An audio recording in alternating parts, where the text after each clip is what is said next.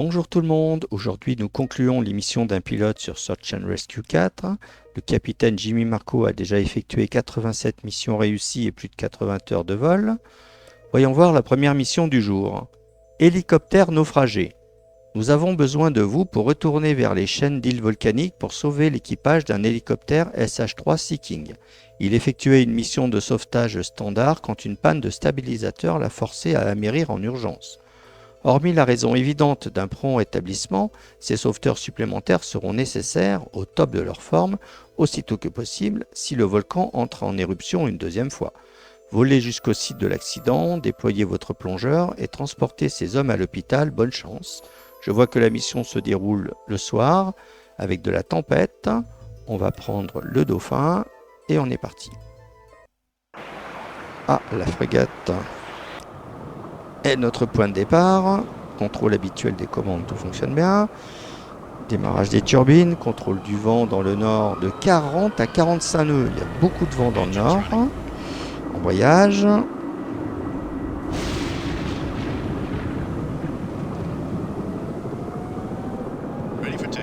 Et on est parti vers le site du crash et hop là, ça part tout seul dans l'autre sens.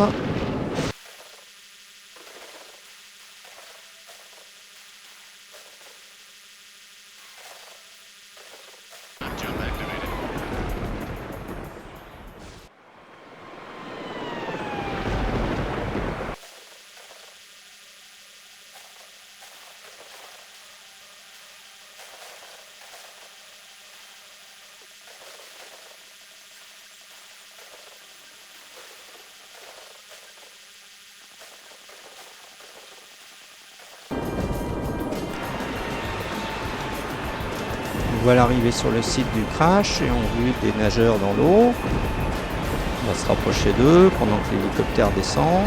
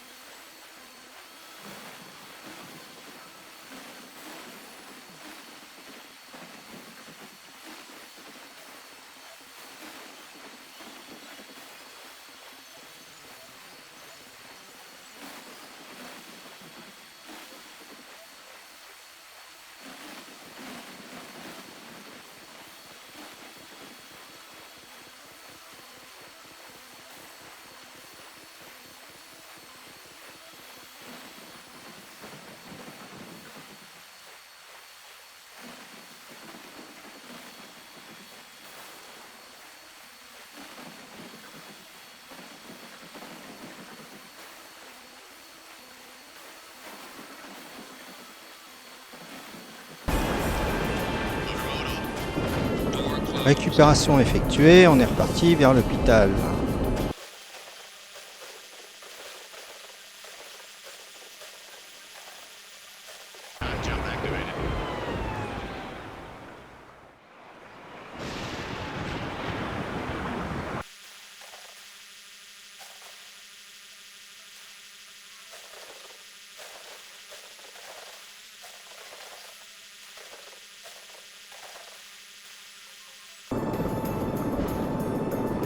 Et voilà un atterrissage en douceur sur l'hôpital.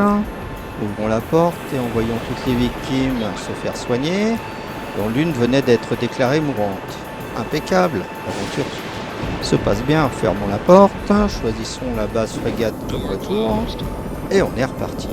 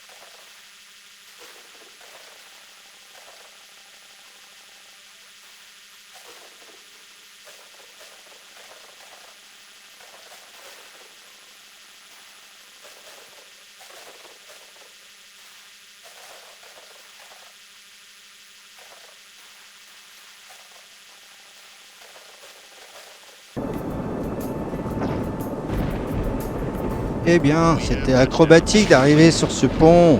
Je suis même pas d'ailleurs sur la plateforme, je suis sur la plage arrière. Ah ben dis donc, je sais pas compter le nombre de fois où j'ai essayé de faire une approche, c'était incroyable. Eh bien, à part une vitesse maximale dépassée, la mission est réussie avec plus d'1h23 de vol. Quelques points perdus à cause de cette vitesse maximale dépassée, ça n'est pas si grave. On en est où? Toujours capitaine, malgré 82 heures et quelques de vol. Voyons voir la mission suivante, avant-dernière mission du jeu. Inspection du volcan. La situation du volcan est critique et a besoin d'attention immédiate. Votre mission sera de mener l'équipe de géologues et vulcanologues jusqu'au volcan, au cœur de son cratère, et donner aux experts assez de temps pour analyser s'il y a ou non un risque d'éruption. Cette mission est d'une grande importance. La détection précoce pourrait nous donner l'occasion d'évacuer chacun sans risque avant qu'il ne fasse boum. Les conditions sont traîtresses au sommet de la montagne, alors faites attention, bonne chance. La mission se déroule de nuit avec du brouillard. On va reprendre le dauphin et on est parti. Et on repart bien sûr de la frégate. Contrôle habituel des commandes, tout fonctionne bien. Démarrage des turbines, contrôle du vent de 1 entre nœuds, il n'y a quasiment pas de vent dans le sud. Embrayage.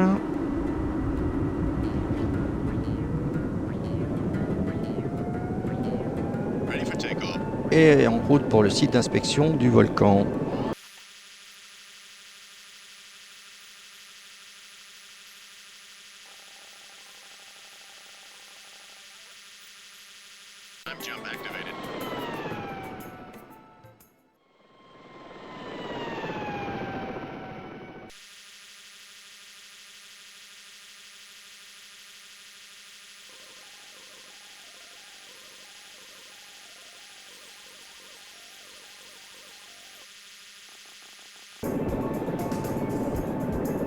Apparemment l'inspection est en cours, je vais quand même descendre et ralentir pour que je puisse rester dans la zone. Parce que je ne vois rien du tout avec la nuit et le brouillard. Ah si, j'ai aperçu le cône du volcan. Ah bah voilà, c'est ce que je craignais. L'inspection est interrompue car je suis sorti de la portée de la mission. Je vais y revenir.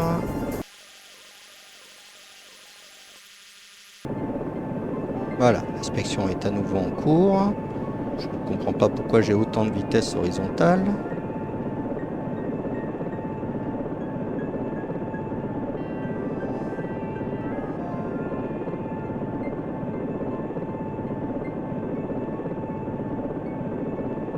Voilà, l'inspection est terminée. Nous pouvons retourner à la base.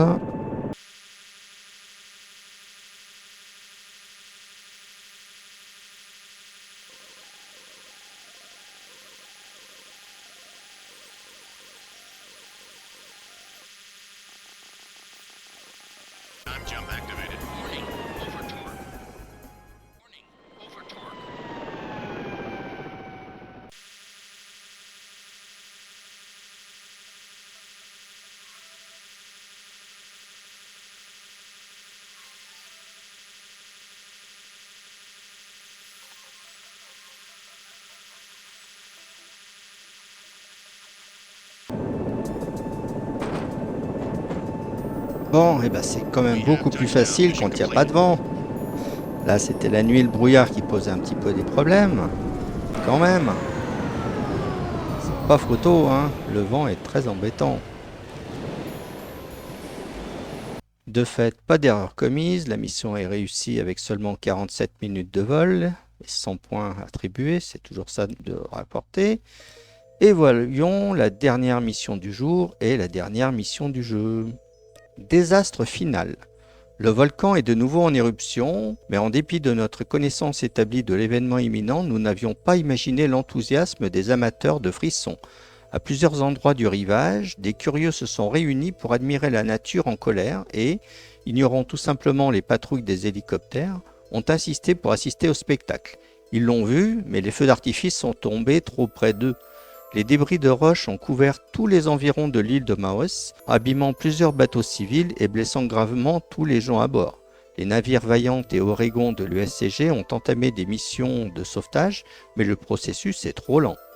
Vous devez les aider dans l'effort d'extraction en volant vers chaque bateau échoué et en mettant leurs passagers en sécurité. Selon le nombre de victimes, vous devrez peut-être aller à l'hôpital plusieurs fois.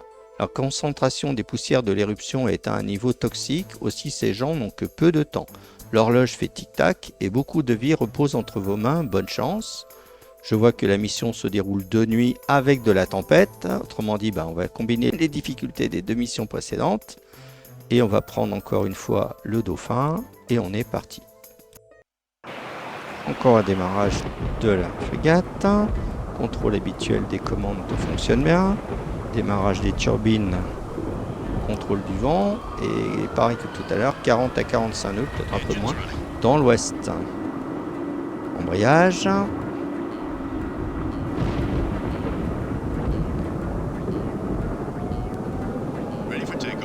Et on est parti récupérer toutes les personnes affectées.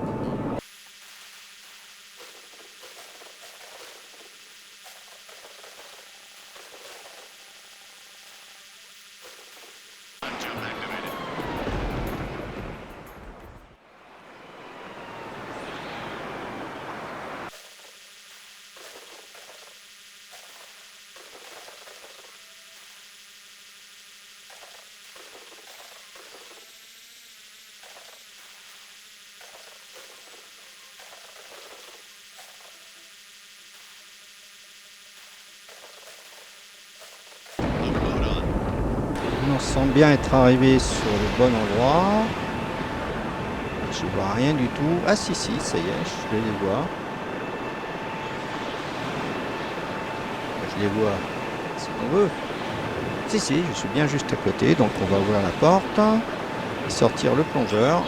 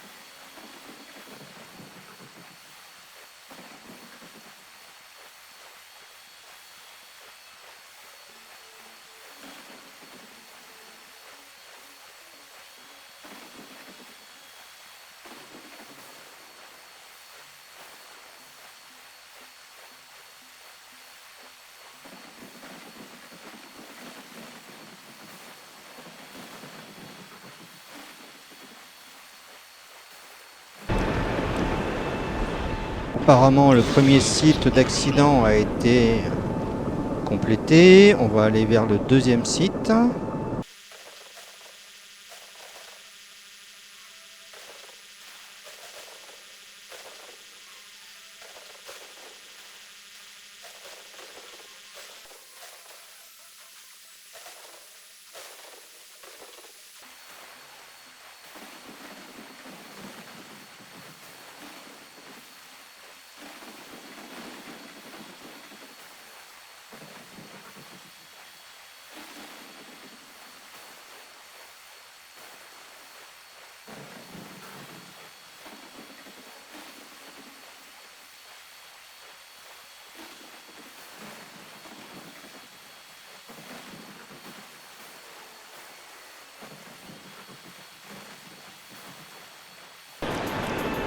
Partons vers le troisième site d'accident. Déjà 9 passagers embarqués. On doit avoir encore la place pour quelques-uns.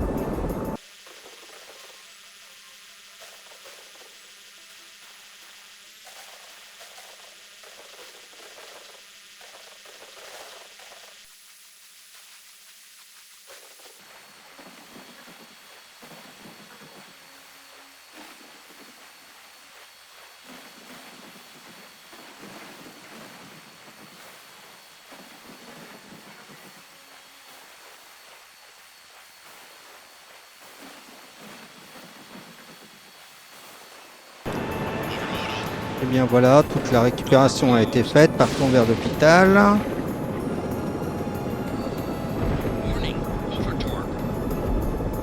L'hélicoptère est complet, vous ne pouvez pas y mettre d'autres personnes. Bon, c'est parfait.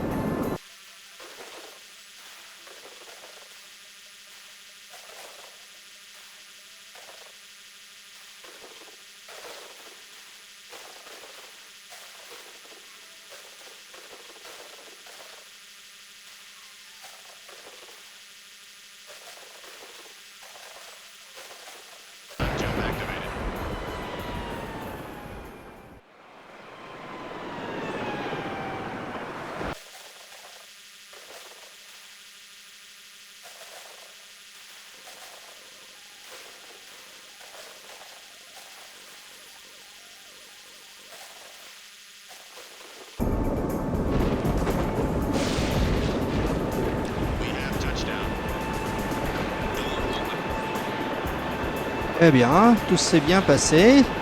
2 victimes avaient été indiquées mourantes. Parmi les 11 passagers, c'est la première fois que j'embarquais autant de monde. C'était bien marqué, l'hélicoptère était complet, on ne pouvait pas embarquer plus de personnes. Eh bien, pour la dernière mission du jeu, c'était une mission particulièrement difficile. Il nous reste encore à vous poser sur la frégate base. Je vais peut-être souffler un moment avant de repartir, là. Profitons un peu de l'hélicoptère.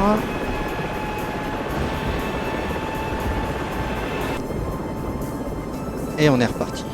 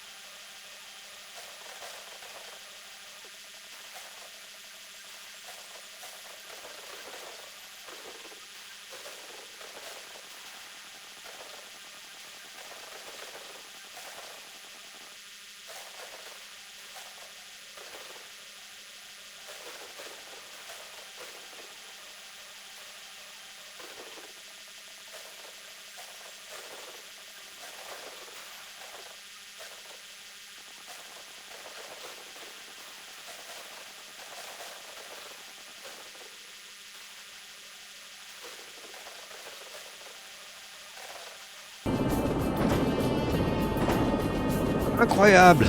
J'ai cru que j'allais pas y arriver. Nous sommes-nous posés, mais impeccablement bien. Dites donc, au dernier appontage, arrêtons les turbines, serrons le frein de rotor.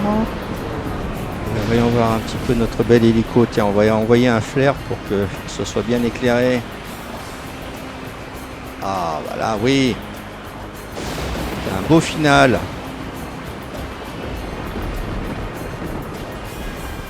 Nous voilà arrivés au bout de l'aventure avec encore 1h37 de vol presque.